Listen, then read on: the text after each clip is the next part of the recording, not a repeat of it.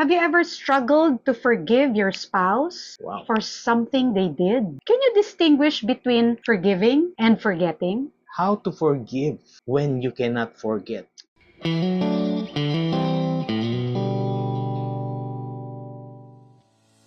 Lahat tayo may mga ganyang experiences. And there are challenges. May mga challenges talaga of forgiving. Forgiving what you can't forget means making the conscious decision to let go of resentment, even if the memory of the hurt remains. Minsan, di ba, tinatanong sa atin, have you ever struggled to forgive your spouse Wow. for something they did? Or sometimes, do you find it hard to move past certain issues even after forgiving? How do you feel when memories of past hurts resurface? And then the others would say, can you distinguish between forgiving and forgetting? Unang-una, dahil meron tayong emotional pain. Pain of the past, maaring maglinger at mag-resurface unexpectedly. Ayaw maalis at pabalik-balik lang siya. Pangalawa, meron tayong trust issues. Rebuilding trust can be a slow and difficult process. Marami rin nagsasabi na hindi ko na siya pagkakatiwalaan. At the moment, dahil sariwa pa, bago pa, tama naman, hindi ko pa siya mapapatawad. Pero dapat dumating tayo sa punto na kaya na natin siyang patawarin. Pangatlo, fear of recurrence. Ito yung fear that the hurtful behavior might happen again.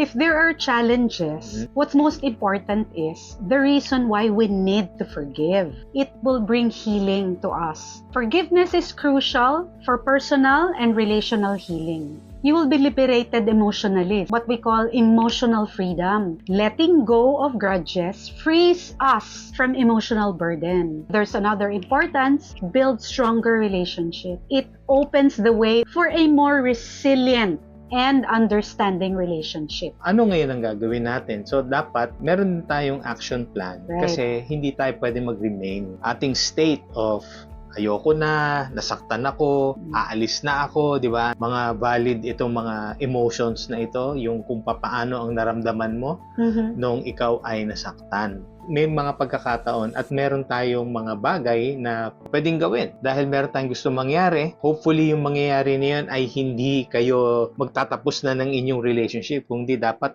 magkaroon kayo ng restoration. Here are steps to forgive when you can't forget. Unang-una is to acknowledge your feelings. It's okay to feel hurt and angry, but do not remain to stay that way. Bilang tao, i-recognize natin, i-accept natin the fact that, okay, we are human beings and we have emotions. This is how the Lord even created us. May mga emotions talaga tayo. Otherwise, kung wala tayong emosyon, di tayo marunong umiyak, di tayo marunong tumawa, hindi tayo marunong magsaya, or yung mga issues in life or in marriage, hindi natin mararamdaman na may hurt tayo or yung nagagalit tayo. So, i-acknowledge lang natin yun. Huwag natin sabihin, hindi, okay lang ako. Di ba? Minsan sinasabi natin, okay lang ako. Pero hindi naman. Pero hindi. Acknowledge natin yun. I-recognize natin, yes, I'm hurt. Yes, I'm angry. But do not remain that way. Right. After you acknowledge, another step, relay it. You communicate. You will have an open and honest conversation with your spouse about how you felt. If you felt pain, if you felt frustration, you communicate that openly and honestly. It's going to help you and it's going to make an impact on the things, what's your plan of action after that? You communicate that. In other words, just be honest and open na masakit talaga when it happened to you. Next one is set parameters. Talk about it. Klaruhin natin sa bawat isa. Ito ang dapat nating gawin. Establishing clear boundaries para ma-prevent yung recurrence o yung pag-uulit of the hurtful behavior. Maring ang sabihin natin, may mga triggers ako. Pag ginagawa mo ito o naririnig ko ito o pagka tumutunog ang cellphone, naaalala ko na naman. So, maaari ba? Huwag ka naman masyadong ma-cellphone. O kaya, huwag mo namang sadyain na yung patugtugin itong certain song na ito or maybe a show on TV. It reminds you of what can hurt you. Be specific, the smallest detail, so that make it part of the parameters that you are setting for yourselves. There's another one. Why don't you start to seek understanding? Unawain natin the reason behind na naging ganun yung action ng ating spouse. Let's not have a close mind. Hindi pa nga natin nako-communicate, pa natin nabibigyan ng pagkakataon to be heard, pero saradong-sarado na po tayo and we are to believe, hindi, ito talaga yung ginawa mo. Seeking understanding is very important. Sometimes, what we think the reason is not actually the real reason. Kaya bigyan natin ng pagkakataon so that we'll be able to hear him or her out, and then at the same time, we can make plan of action as we choose to forgive even when it hurts. The next one is to focus on the present. Focusing or concentrating on the current state of relationship ninyo at saka ano yung mga positive aspects. Kahit papano, nakapag-usap na kayo, so you focus on the present. Tingnan mo naman yung the good things na nangyayari. Hirap naman pag masyado tayong focus na sa ating emotions, na focus tayo doon sa mga bagay na ginawa sa atin. Evaluate natin. Huwag tayong ma-stuck doon, you know, going back to there. Yes, we know the hurt, the emotions is valid, but we need to make further step.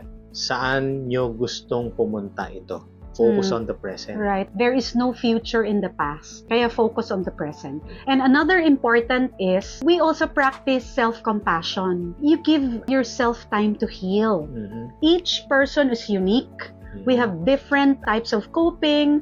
We have different kinds of understanding. So we cannot force our spouse na if, for example, we're very quick to heal, that we also expect him or her na hindi dapat by this time okay ka na. 10 years ago na yon or 5 years ago na yon, nagkapatawaran na tayo. Just take it one day at a time.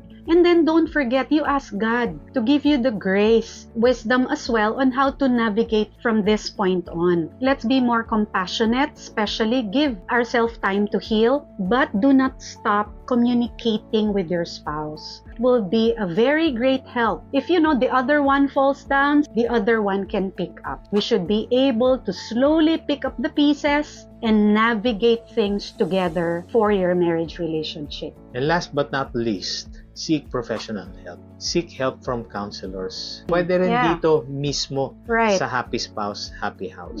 Consider seeking guidance.